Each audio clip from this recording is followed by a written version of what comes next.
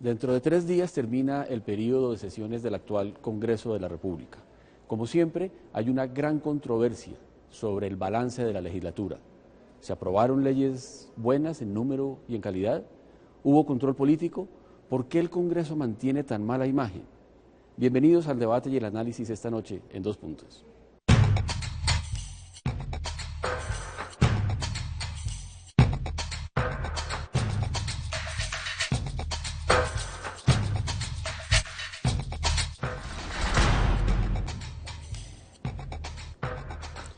Esta noche nos acompañan Augusto Posada, del partido de la U, representante de la Cámara, actual presidente de la Cámara de Representantes, y Germán Navas Talero, representante también por el partido Polo Democrático. Estamos a 3 o 4 días de terminar una nueva sesión del Congreso y, como suele ocurrir en estos últimos días, hay la sensación de que falta tiempo, de que los proyectos están a punto de ahogarse, de que el balance de la legislatura no es positivo. ¿Es así, doctor Posada? Rodrigo, muy buenas noches, un saludo muy especial a todos los televidentes. Doctor Germán, pues sí, se van cumpliendo los términos del periodo legislativo y sí existen varios proyectos de ley. Yo diría que en especial no en la agenda del gobierno, pero sí en la agenda de las iniciativas de los congresistas, donde tenemos alrededor de unos 30 proyectos con prioridad. En la agenda del gobierno hay algunas, la reforma a la salud, el régimen penitenciario, el fuero militar y los traslados. Y siento que vamos a tener el tiempo suficiente para aprobarlo, pero no puedo desconocer que ya el tiempo se nos acabó. ¿A usted cómo le parece este balance, doctor Navas? Igualito a todos los años. Durante el lapso normal, debatan quórum, se van para la casa, no llegan, eso es sintomático. Cuando faltan 25 días, un mes, entonces comienzan a correr y entonces viene el pupitrazo. Entonces mira usted órdenes del día con 30, 40, no es culpa suya, usted simplemente siguió la costumbre, pero así es, y a las carreras. Entonces hay una especie de chantaje al parlamentario, decir, o ustedes me aprueban esto o los llama extraordinarias. Usted vio que la semana pasada estaban diciendo eso y lo daban por hecho. Entonces eso afecta al parlamentario de provincia que está buscando, como dice, para su casa, su familia, su campaña. Entonces comienzan a correr y votan lo que sea con tal de que no los convoquen a extraordinarias. Con la venia suya, si estábamos cortos de tiempo, ¿qué razón había la semana anterior para sesionar únicamente hasta las 3 de la tarde sobre pretexto de ver un partido de fútbol?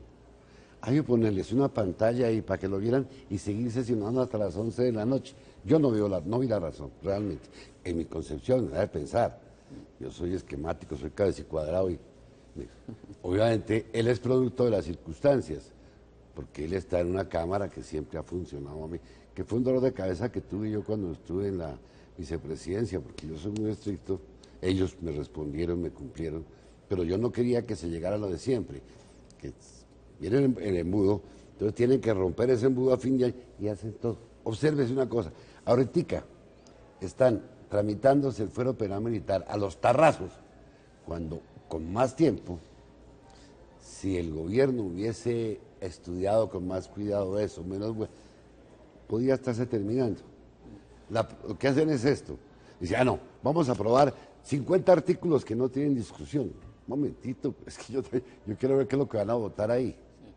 Doctor Posada, usted lleva 2 periodos en la Cámara, me decía antes de comenzar el programa, pero sin embargo conoce muy a fondo cómo funciona el Congreso. ¿A usted le parece que esta legislatura y que este final de legislatura es diferente a lo que normalmente ocurre en esos últimos días? Yo siento que el Congreso ha aprendido de no caer en esos afanes, que se ha evacuado la agenda, desde luego, con problemas. No puedo negar que ha sido una lucha de la mesa directiva trabajar por el ausentismo, para que la gente esté, para que se puedan dar los debates que en general se han dado. Yo salgo satisfecho con la legislatura, entendiendo que para este final las sesiones extraordinarias no caben. Casi que la agenda que tenemos sobre la mesa es estatutaria y no se puede discutir en extraordinarias. que poco a poco se han evacuado temas, ha sido un lema de esta mesa directiva, en el caso mío, de que no es importante cuántos proyectos se aprueben, sino la calidad de los mismos. Y tengo que decir que en este año se dio el tiempo suficiente para debatir proyectos muy importantes, pero desde luego al final sí se acumula un trabajo y yo siento que el gobierno no estuvo bien coordinado y que los proyectos se pudieron haber presentado con más holgura, con más tiempo, para tener una mayor discusión. No quiere decir que vamos a pupitrear o que hemos pupitreado proyectos en el año o a final de la legislatura.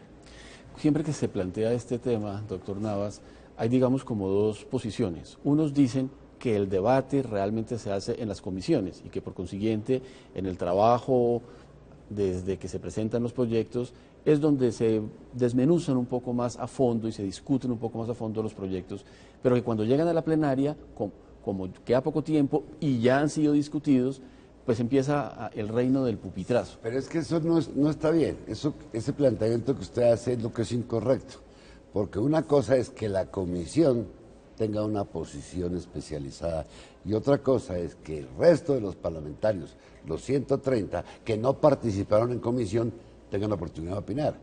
Pero entonces lo que no, es que eso ya se discutió en comisión. ¿Es que acaso yo estaba en esa comisión?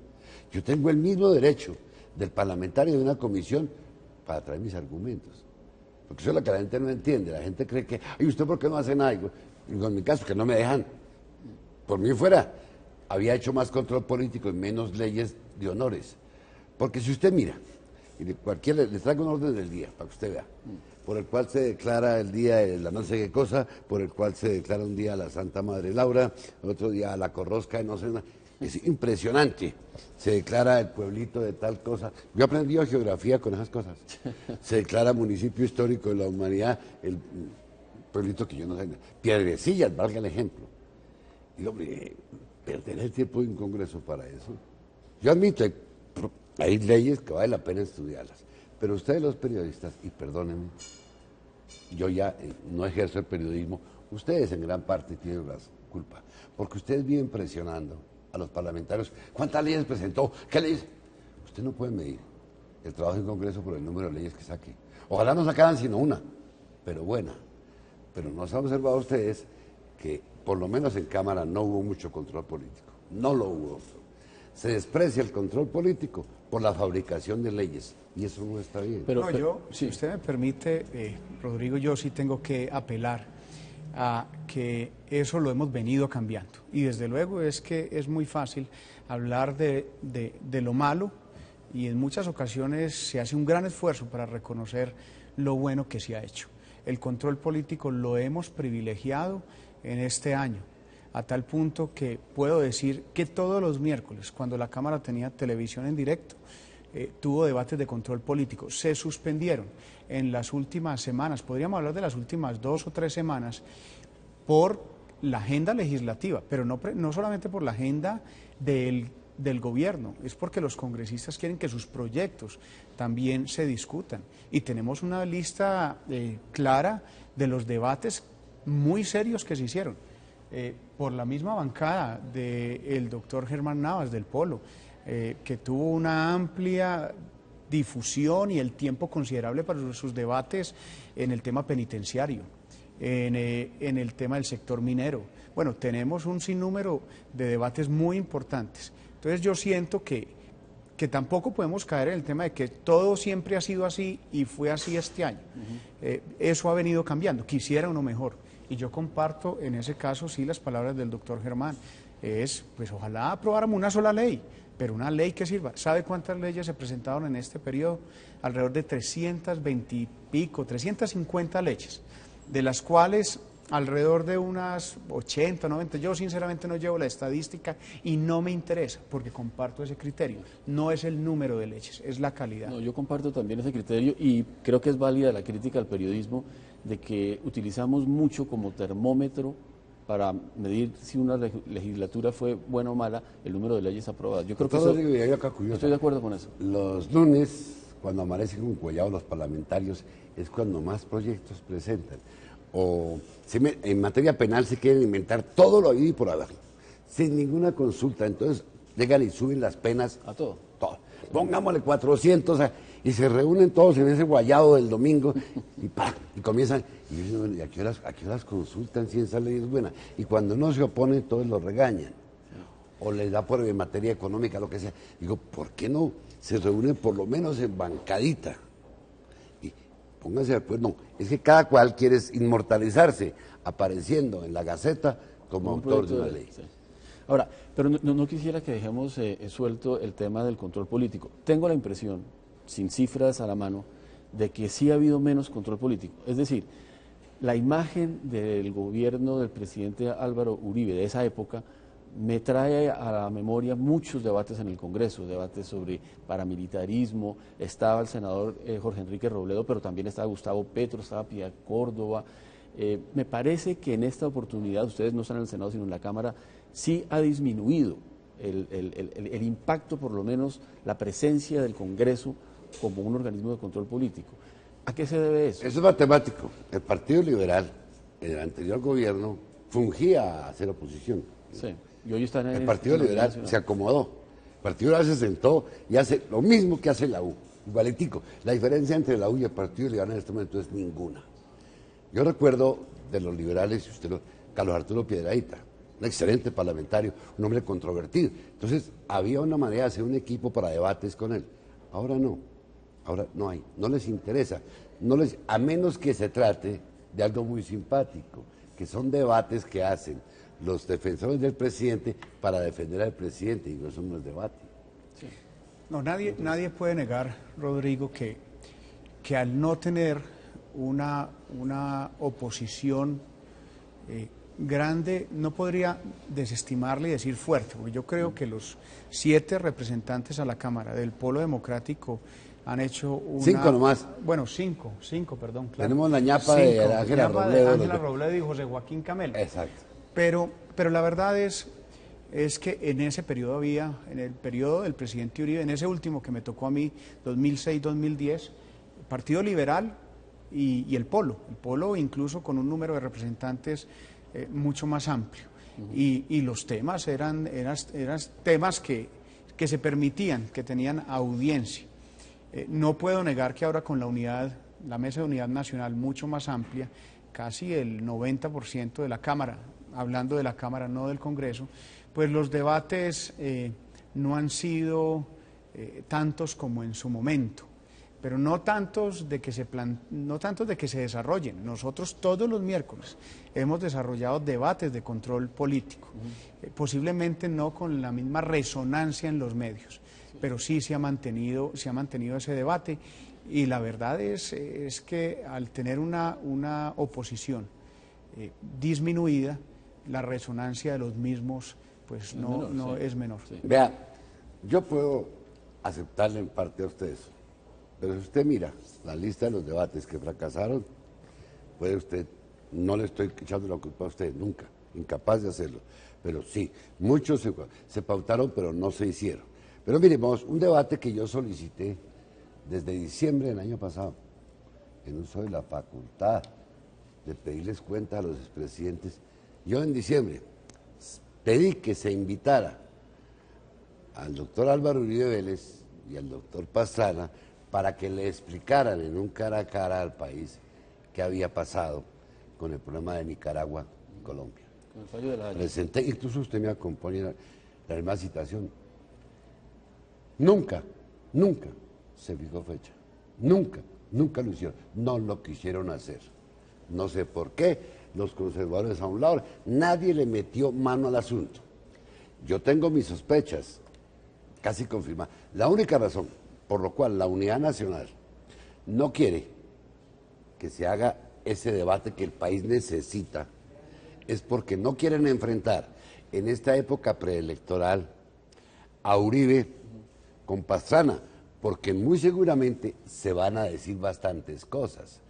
Al extremo, doctor Rodrigo, que yo tuve que acudir a la Comisión de Acusaciones de la Cámara a denunciarlos para que los procesen por indignidad, porque como colombiano me da vergüenza que el país permanezca impávido frente a lo que implicó la pérdida de 76.000 kilómetros cuadrados.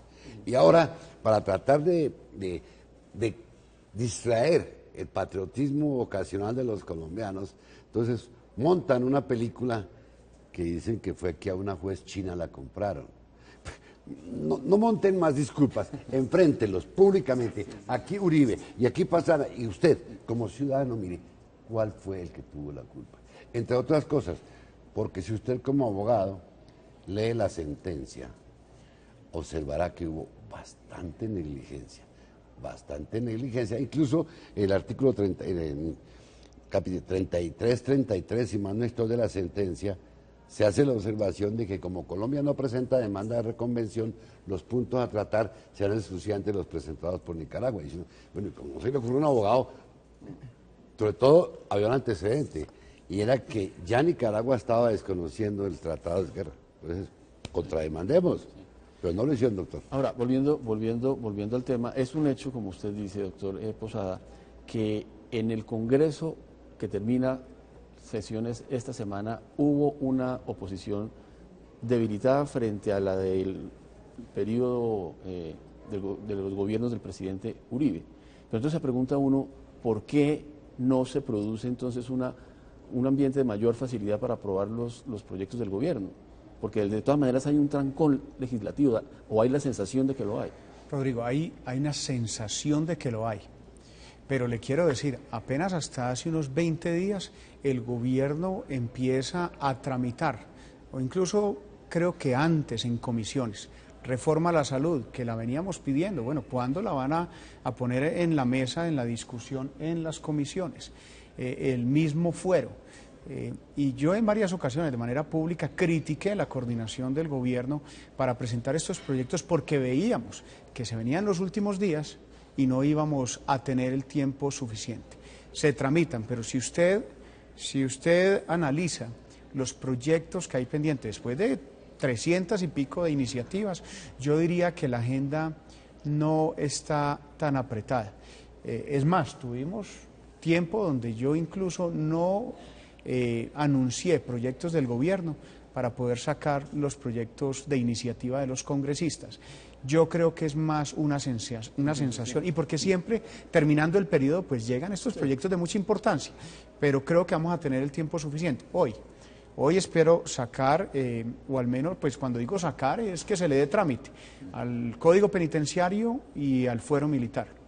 El día de mañana reforma a la salud y lo mismo pasado mañana con traslados. Nos queda un jueves para hacer conciliaciones y yo sí veo casi imposible, innecesario que se convoque a sesiones extraordinarias. No veo cómo. Doctor Rodrigo, ¿usted es abogado? No. ¿Sí o no? No. Ah, yo pensé que era abogado. Soy economista, economista, aunque no parezca. Yo pensé que era abogado, tiene cierto léxico de abogado, pero bueno, le perdono la ofensa de abogado. Es esto, tiene 100 artículos la reforma a la salud, si mal no estoy. El Código Penitenciario tiene más o menos 100 artículos. El Código, la reforma del Código Federal Militar tiene como 60 artículos. En un país decente, si es que los hubiera en el mundo, cada artículo de esos debía ser discutido y analizado. No porque lo conozca uno, lo conocen los demás. Pero cuando usted dice, en consideración los artículos 30, 40, 50, 60, 70, sin habérselo explicado ni siquiera al televidente que está mirando. Sí, hombre, debe ser serio, artículo por artículo. ¿Qué observaciones tiene usted? ¿Qué observaciones? No es culpa suya, ya sabe. Pero mire, doctor, a mí me ha tocado hacer uso. Es que no sea culpa mía, es que hay un trámite, hay un reglamento del Congreso, el cual la mesa directiva, pues obviamente en el trámite toma decisiones. Yo diría que entonces sí es culpa mía, porque yo he tomado las decisiones, y es que le quiero decir, Código Penitenciario, 91 artículos, Fuero Militar, 100, Reforma Estatutaria a la Salud, que es la que se está discutiendo, 22 artículos, porque es la estatutaria, no la ordinaria. Eso no quiere decir que se tenga que sacar rápido, pero también en la misma técnica legislativa, doctor Germán... Usted me está sentenciando hoy a que tengo que yo votarle 2 proyectos cuando... No, usted no tiene nada que votar. Yo estoy pidiendo explicaciones. Yo le he dicho a usted, y hasta ahora me ha cumplido, quiero la votación, artículo por artículo, porque así dice la modificación a la ley quinta, de la cual yo fui ideólogo, entre otras cosas porque era absurdo que no se me permitiera a mí saber qué estaba votando. Entonces por eso se exigió, y yo dije, se forma, no se pueden votar a topa tolondra. Yo tengo derecho a saber qué artículo están votando y que me lo explique el ponente. Ahora hay un tema que todo el mundo se pregunta, que es el de la famosa mermelada. Si el gobierno ha tenido que hacerles favores y entregarles beneficios a los congresistas para que apoyen sus proyectos. Un sentimiento, Rodrigo, que fue el pasado ministro de Hacienda el que lo acuñó. Cuando hablábamos de la reforma a las regalías, que es uno de los, creo, de los grandes proyectos que hemos aprobado en esta legislatura, decía, la mermelada, las regalías, el dinero de las regalías no se puede quedar en ciertas regiones donde incluso por temas de corrupción se estaba perdiendo. Hay que repartir esas regalías en todas las regiones. Ahí fue donde nació y ahí fue donde se acuñó ese término. Si fuera tal la mermelada en otro sentido, como el que usted pregunta, pues entonces no hubiera tenido que hacer esa pregunta que hizo anteriormente. ¿Por qué tanta dificultad para aprobar la agenda del gobierno? No, por falta porque de mermelada. hay partidos coherentes, organizados, pues que están preocupados por el debate de los proyectos.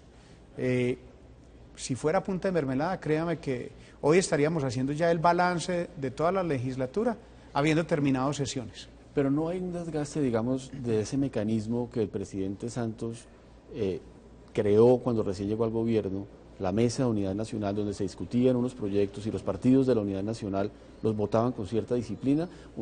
Yo tengo la sensación de que con el paso de los años, esa posibilidad de tramitar los proyectos así se ha ido desgastando, debilitando. Pero es que es lo normal y es lo típico de los gobiernos de 4 años, que cuando llegan, pues el Congreso con su bancada de gobierno en un sistema presidencialista como es el colombiano, pues va aprobando las iniciativas de ese gobierno entrante, que recoge pues todas las esperanzas de un país que eligió un nuevo gobernante. Pero se va agotando. Doctor Posada, y ese reflejo del país se refleja en el Congreso cuando se va perdiendo el manejo del Congreso y se dificulta la aprobación de la gente. gente. ¿Por qué se pierde, doctor Rodrigo? Porque se le sacaban los puestos, o la mermelada, como usted las llama. No, yo no he creo visto, que eso sea así. Usted está sentado allá, yo estoy dentro del pueblo, abajo, doctor. Ah, no, es que esto no está Pero hablando. entonces a mí, ¿quién me eligió, doctor Germán? Yo no sé, allá... No, señor. Comienzan a decir, aquí, oye, no sé, aquí no hay nada, esto, fulano de tal se llenó, ¿y a mí qué? Así lo dicen. Entonces cuando yo, ¿se llenó de qué? Hombre, y la mermelada, le dicen, nada más pues la mermelada. ¿Cuál mermelada? Les mama uno gallo, perdón la expresión. No, es que ofrecieron tal cosa, y que para mi pueblo no hay nada. Eso es un congreso mendicante. No, pero por eso cuando hay para darles a todos, se agachan. No, doctor Germán, pero eso es generalizar porque yo creo que se cae en un error cuando se generaliza y se pretende indicar que también es un problema de los medios de comunicación, y disculpe, Rodrigo, pero es cierto, es generalizar de que esos comportamientos que a veces uno los escucha estén en todo el Congreso y en todos los congresistas. Hay gente, y es la gran mayoría, gente muy responsable. Yo he escuchado incluso en proyectos del gobierno, donde la misma Unidad Nacional dice no, paremos esto porque es que esto definitivamente no va, y mucho más después de la reforma a la justicia, que sí fue un fiasco, y que yo creo que el Congreso... Entonces yo no estaba equivocado. Yo desde el primer día ataqué la reforma a la justicia. Doctor, mire las votaciones en la comisión primera. 34 sí, 1 por el no. Y me mantuve y no me equivoqué. No, yo no sé, Germán, yo no sé si no es sacar usted triunfos. ¿En qué coche estaba usted? No, venga, no es sacar triunfos de quién tuvo o no la razón. Es que una es la posición que usted puede tener, otra es la mía. No hablando yo no estaba de presidente, pero yo tengo que hablar de la institucionalidad. Es que mire, Rodrigo, yo creo que aquí también estamos cayendo en un error. No es tapar la corrupción, no es tapar las malas prácticas. Pero yo creo que poco a poco también, en aras de un titular de prensa, se sacrifica la institucionalidad y se sacrifica un país. Depende cómo se diga. No, aquí no quiero decir que todo es perfecto. pero que también hay sensacionalismo, amarillismo en esto que va desgastando la institucionalidad y que espero pues hacerme entender. No quiero decir que sea perfecto. Yo los entiendo a ustedes, los entiendo. ¿Cuál fue el grave problema? Cuando acaban con los auxilios parlamentarios, que era la manera como ellos, los de provincia, podían llevar a su provincia algo, ellos quedaron sin ningún poder. Es decir, un parlamentario no puede hacer nada si no puede llevar algo económico a su región. Al prohibírselo como lo hacían por derecho antes de que yo llegara. Entonces, tienen que entregarse al Ejecutivo. Entonces, si un parlamentario quiere que le hagan la vía de un pueblito a otro pueblito, el gobierno le dice, o me funciona o no hay ayuda. Sí, ahí fue peor el remedio que la enfermedad, porque lo que ha podido hacer será a través de la reforma controlar que la inversión de los auxilios efectivamente fuese al lugar indicado. Pero la prohibición hoy en día, total para el gasto decretado por el Congreso, eso fue un error que trajo la corrupción política. Que es un problema institucional, no es de ustedes o de nosotros, porque ejemplos hay donde gobiernos que hoy representan la Mesa de Unidad Nacional o gobiernos que representan o representaron a hoy la oposición en el Congreso han caído en lo mismo. Por eso el Congreso, sin entrar a señalar de quién es la culpa, creo que es un problema endémico, está buscando y está tratando de buscar una modernización del Congreso. Hay prácticas que hay que mejorar y tenemos que aprender de los errores que se están cometiendo. Pero eso, digamos, es que ustedes y nosotros, ese es un tema de fondo de la representación. Me refiero a ellos porque yo no estaba cuando había auxilios, por eso me refiero a esa época, y usted tampoco estaba. Entonces, digo que eso que era malo, al quitarlo, dejaron las cosas peor, porque entonces tiene que arrodillársele al ministro, y el ministro de Hacienda tiene 30, 40, 50 parlamentarios rogándole que les dé unos pesitos para su municipio. Necesitamos unos procesos más transparentes y de cara a los colombianos, y yo en eso estoy de acuerdo con el doctor Germán Navas. ¿Cuál es el gran problema? Que no siente uno una voluntad. Usted no se imagina lo que yo personalmente he tenido que luchar para que en acompañamiento con el BID, la OEA, organismos internacionales, podamos aprobar algunos de los proyectos del paquete de la modernización del Congreso. Pero bueno, hay que insistir y poco a poco avanzar en esa reforma porque sí se necesita. Y vamos a tener un nuevo proceso electoral el año entrante. Hay mucho movimiento en lo que se refiere a la confección de listas. Esperamos que los colombianos elijan un buen Congreso en marzo para que esas ideas de modernización se puedan seguir adelantando. Les agradezco mucho por su presencia en el día de hoy. Espero volverlos a tener aquí en Dos Puntos. A ustedes muchas gracias por su atención y los invito la próxima semana al análisis de otro gran tema de actualidad nacional. Buenas noches.